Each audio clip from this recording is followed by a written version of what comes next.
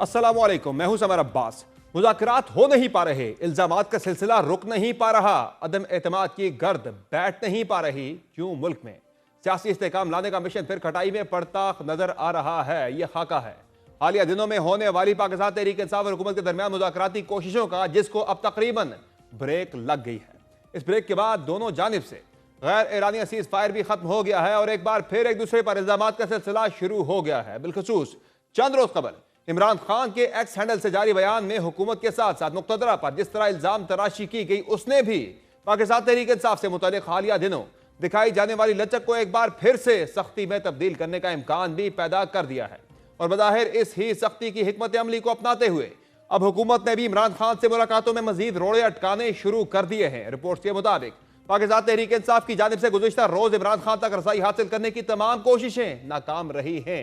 Party रहनुमाओं ने मुज़ाकरात के तीसरे दौर में अपने तहरीरी मुतालिबात पेश करने के इरादे के ऐलान से कबल इमरान खान से मुलाकात करनी थी। पीटीआई के वकील फैसल चौधरी के बकौल उन्हें पीटीआई की मुज़ाकराती टीम और इमरान खान के दरमियान मुलाकात के लिए अडयाला इंतजामिया से राब्ता करने के लिए कहा गया था, लेकिन दिन भर की कोशिशों के बावजूद जेल हुकाम ने उन्हें इमरान खान से मुलाकात की इजाजत नहीं दी। जिसके बाद आज पीटीआई रहनुमा शौकत यूसुफजई ने भी खबरदार कर दिया है कि हुकूमत की गैर संजीदगी के बायस अगला मुज़ाकराती दौर शायद आखिरी होगा।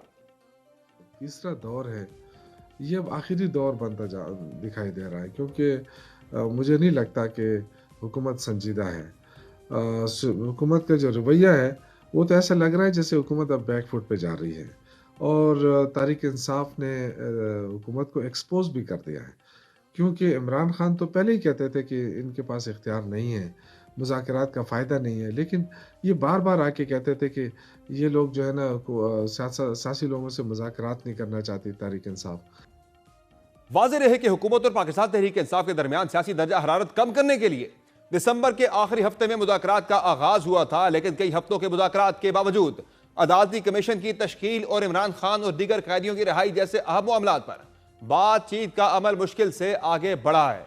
दूसरी जानिब सियासी मंजरनामे पर यह बहस भी जोर पकड़ती जा रही है कि तहरीक इंसाफ किसी डील की तलाश में है। गो के इस मुतालिक इमरान खान खुद भी बार बार डील मिलने और डील को मुस्तरद करने के दावे कर चुके हैं, लेकिन फिर भी सियासी इरादारियों में यही सरगोशियां हैं कि डील या ढील लेने के लिए राब्ते और मुलाकातें जारी हैं। और इस मुमकिन डील को डन करने के लिए इमरान खान की अहलिया बुशरा बीबी मुतहर्रिक हैं। इस मुतालिक आज अहम मौक़िफ़ अलीमा खान का आया है, जिनसे मुतालिक यह कयास आराइयां भी है कि उनके और बुशरा बीबी के दरमियान पीटीआई पर इजारादारी की जंग भी जारी है। और अडयाला जेल के बाहर गुफ्तगू करते हुए अलीमा खान ने यह वाज़ेह किया है कि इमरान खान डील के तहत नहीं बल्कि सुरखरू होकर जेल से निकलेंगे। साथ ही उन्होंने यह दावा भी किया है कि इमरान खान अपने मुकदमात को आलमी सतह पर लड़ने का फैसला भी कर रहे हैं।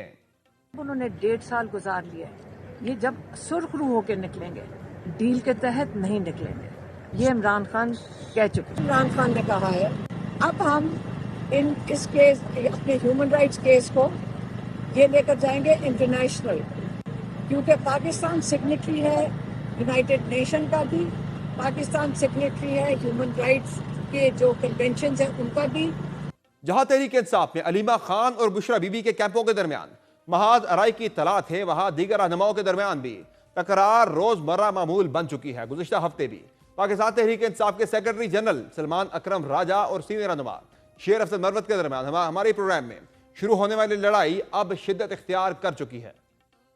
कल जो शेर अफजल मरवत साहब ने दावा किया, आप बतौर सेक्रेटरी जनरल उसे डिसोन करते हैं। देखिए, बहुत से लोग गुफ्तगू करते हैं जिनका किसी अमल से कोई ताल्लुक नहीं है। पार्टी की जानिब से कौन बात कर सकता है, कौन नहीं कर सकता, ये अब तक आप पे वाज़ेह होना चाहिए। कोई भी माइक्रोफोन पे खड़ा हो के कुछ भी कह सकता है। ये इस्तेहकाक कम लोगों को हासिल है कि वो पार्टी की तरफ से कोई बात कर सके। ये इस्तेहकाक हमने कभी उनसे मांगा ही नहीं है, न मुझे ज़रूरत है किसी से इस्तेहकाक मांगने की।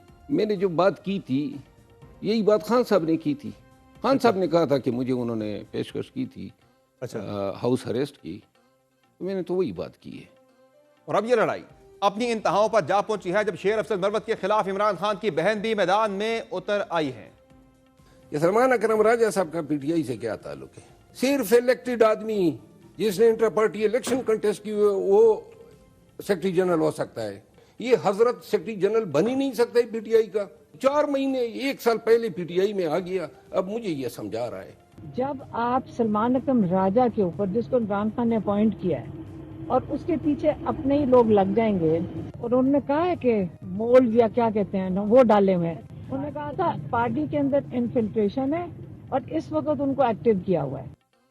जहां इंतजामी तौर पर तहरीक इंसाफ का अपना हाउस भी इन ऑर्डर नहीं दिख रहा, वहां हुकूमत मुखालिफ सियासी हिकमत अमली और चालें भी कारगर साबित नहीं हो पा रही। मुज़ाकरात के दौरान ही तहरीक इंसाफ की जानिब से सिविल नाफरमानी की कॉल शुरू किए जाने के फैसले ने जिस तरह इस सियासी पेशरफ में अदम एतमाद की फिजा को मजीद गहरा किया था, वहां बज़ाहिर पाकिस्तान तहरीक इंसाफ की यह हिकमत अमली भी उल्टा पाकिस्तान तहरीक इंसाफ के ही गले पड़ती दिख रही है, जब ओवरसीज पाकिस्तानियों की जानिब से पाकिस्तान तहरीक इंसाफ की इस अपील पर कान नहीं धरे गए, जिनमें उनसे अपनी तरसीलात ज़र को कम करने का मुतालबा किया गया था, क्योंकि गुज़िश्ता माह यानी दिसंबर में मुल्क में आने वाले तरसीलात ज़र उससे एक माह कबल यानी नवंबर के मुकाबले में 5.6% ज्यादा हो गई है। यानी बैरून मुल्क पाकिस्तानियों ने भी बज़ाहिर तहरीक इंसाफ की कॉल रद्द कर दी है। स्टेट बैंक की जानिब से जारी अदाद शुमार के मुताबिक दिसंबर 2024 के दौरान तरसीलात ज़र में 3.1 अरब डॉलर आए, जो नवंबर 2024 से 5.6% ज्यादा है। तरसीलात ज़र में माली साल 2024-25 की पहली छमाही के दौरान मजमूई तौर पर 17.8 अरब डॉलर आए, जो माली साल 2023-24 की पहली छमाही के मौसूल शुदा 13.4 अरब डॉलर के मुकाबले में 32.8% ज्यादा है। नमू के लिहाज से तरसीलात ज़र दिसंबर 2024 साल ब साल 29.3% रही और माह ब माह 5.6% बढ़ गई है। सऊदी अरब में मुकीम पाकिस्तानियों ने दिसंबर 2024 में सबसे ज्यादा 770.6 मिलियन डॉलर भेजे। माहाना बुनियादों पर यह रकम 6% ज्यादा थी, लेकिन गुज़िश्ता साल के इस महीने में तारकीन वतन की जानिब से भेजे गए 577.6 मिलियन डॉलर के मुकाबले में 33% ज्यादा थी। मुत्तहिदा अरब अमारात से माहाना बुनियादों पर तरसीलात ज़र में 2% इजाफा हुआ, जो नवंबर 2024 में 619.4 मिलियन डॉलर से दिसंबर में 631.5 मिलियन डॉलर तक पहुंच गई है। सालाना बुनियादों पर तरसीलात ज़र में तकरीबन 51% इजाफा हुआ, क्योंकि गुज़िश्ता साल के इसी महीने में तरसीलात ज़र 419.2 मिलियन डॉलर थी। दिसंबर 2024 में बरतानिया से तरसीलात ज़र का हजम 456.9 मिलियन डॉलर रहा, जो नवंबर 2024 में 409.9 मिलियन डॉलर के मुकाबले में 11% ज्यादा है। बरतानिया से सालाना आमद में 24% इजाफा हुआ है। यूरोपीय यूनियन की जानिब से तरसीलात ज़र में 11% इजाफा हुआ और यह नवंबर में 323.5 मिलियन डॉलर के मुकाबले में दिसंबर 2024 में 360.3 मिलियन डॉलर रही। दिसंबर 2024 में अमेरिका में मुकीम पाकिस्तानियों ने 284.3 मिलियन डॉलर भेजे, जो माहाना बुनियादों पर 1% कमी है। इस मुतालिक हुकूमत ने भी बयान जारी करने और तहरीक इंसाफ को निशाना बनाने में देर नहीं की। वज़ीर-ए-आज़म शहबाज शरीफ ने अपने बयान में कहा है कि तरसीलात ज़र में रिकॉर्ड इजाफे से मुल्की मईशत का पहिया जाम करने का नारा लगाने वालों के दावे धरे के धरे रह गए। सियासी इंतजामी के अलावा तहरीक इंसाफ के लिए ना खत्म होने वाले कानूनी चैलेंजेस भी अपनी जगह मौजूद हैं। बिलखुसूस आज से 2 रोज बाद इमरान खान और उनकी अहलिया बुशरा बीबी से मुताल्लिक 190 मिलियन पाउंड रेफरेंस का फैसला भी आना है। इसके अलावा तहरीक इंसाफ के लिए आज एक मस्बत खबर उस वक्त सामने आई जब इंसदाद दहशतगर्दी अदालत इस्लामाबाद ने 26 नवंबर के एहतजाज से मुतालिक केसेस में पाकिस्तान तहरीक इंसाफ के 177 कारकुनान की जमानत की दरखास्तों पर फैसला सुनाते हुए 153 कारकुनान की जमानतें मंजूर कर ली, जबकि 24 कारकुनान की जमानतें मुस्तरद कर दी गई।